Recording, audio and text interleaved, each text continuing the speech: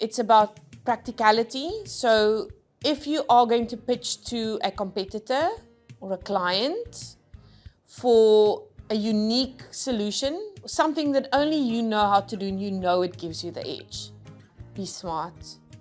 Share enough to make the sale, but not all the finer details to construct it. Get an NDA signed. If they don't want to sign an NDA, if nothing else, it shows you of potential ill intent. Particularly if it's an NDA that goes both ways, that protects you and the recipient. Why would you not want that protection, and why would you not want to give that protection? Why would you refuse to sign it? If nothing else, that should indicate to you a bit of a red light going on in the back of your mind. IP registration. First and foremost, I'm not a IP specialist. Basics that I do know on the topic is if you register your IP rights, then at the very least you don't have to argue if you feel someone is infringing or stealing or using your idea without your consent, or your concept without your consent, then you don't have to prove that it was yours to start off with. If you have a trademark or a patent registered, for example. If you have that registered, it becomes easier to enforce your rights. But remember, we live in a world that is interconnected. Yes, I'm going back to that.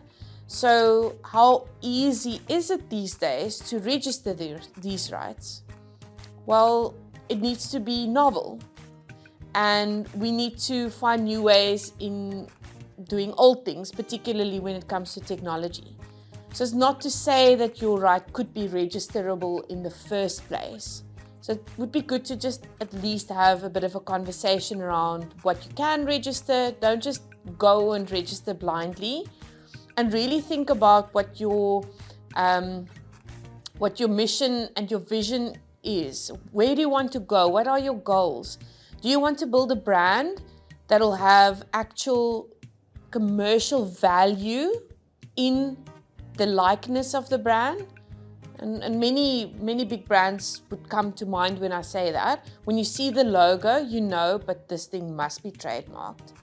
And you know, how commercially scalable is attributing value to that?